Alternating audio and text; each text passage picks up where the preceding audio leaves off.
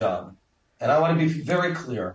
A home, a school, a hospital that hosts terrorists is not a home, is not a school, and is not a hospital. It's a terror base. And as such, if they're shooting rockets at us from there, we will retaliate back. If you were still Israeli Prime Minister, would you recommend that Israel goes back in and takes control of Gaza? Now to Rafat Alari, who is a Palestinian writer and educator and resident of Gaza City. Welcome to you. Tell us what's happening where you are.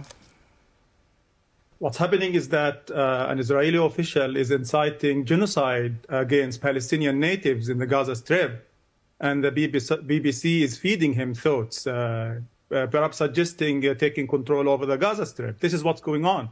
The Western mainstream media is being complicit, whitewashing Israeli crimes. I think you'll find that there were questions, quite legitimate questions, to be asked of a former Israeli Prime Minister. I'd love to know what's happening there where you are, sir. The war criminal before me was suggesting bombing schools and homes and hospitals, and you said not a word to push back against that. Anyway, he was talking about if there's Hamas militants in those buildings, I think, for clarification. This preemptive attack by Palestinian resistance is legitimate and moral. This is exactly like the Warsaw Ghetto Uprising. This is the Gaza Ghetto Uprising against 100 years of European and Zionist colonialism and occupation. Why do Palestinians have to pay the price for European racism and anti-Semitism and Nazism? We have been under occupation for over 75 years.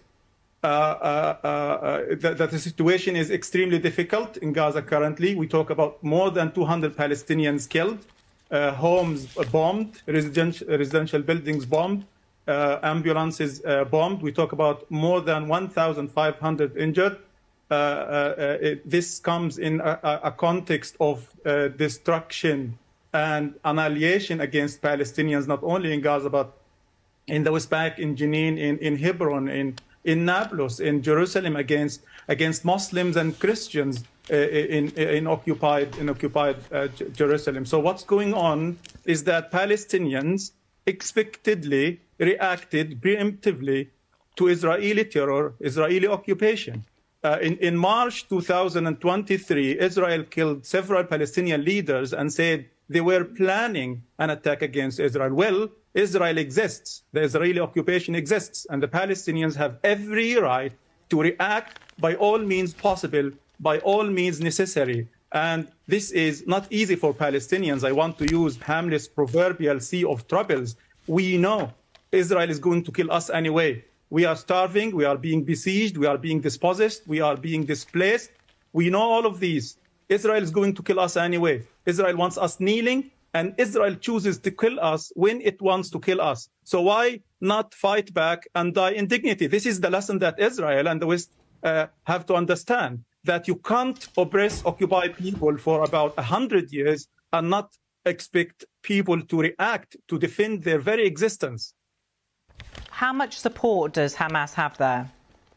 This is not about Hamas. If you frame this as Hamas, this is about 12 million Palestinians in Gaza, in the West Bank, in Jerusalem. It's not me framing this as Hamas. Hamas have launched these attacks on Israel. Of course, yeah, and the attacks against military bases. Israel is using its third-class Jews in Kibbutzim near Gaza as human shields, and you have seen the videos.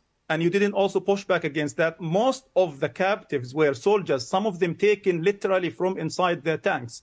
And some of them were kept safe because Palestinians wanted them to be safe, because Palestinians wanted the 5,000 Palestinians imprisoned, political prisoners in Israel, to be released in exchange.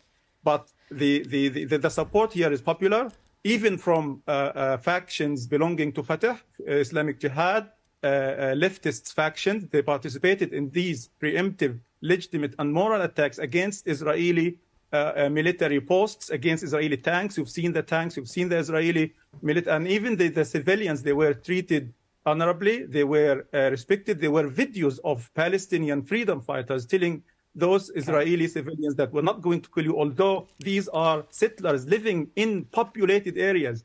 One of these Israeli villages, so-called villages, has lands that belongs to my grandmother. She always would point and tell me that if we free Palestine, we will be rich. And I tell my grandmother, may God rest her soul now, that some of your neighbor's grandmother liberated these lands, maybe momentarily, but this is how the dream comes true in the future. Palestinians will keep fighting back. The Zionists, aided and abetted by the West, by Europe, by the United Kingdom, that presented Palestine on a silver platter to the Zionist movement 100 years.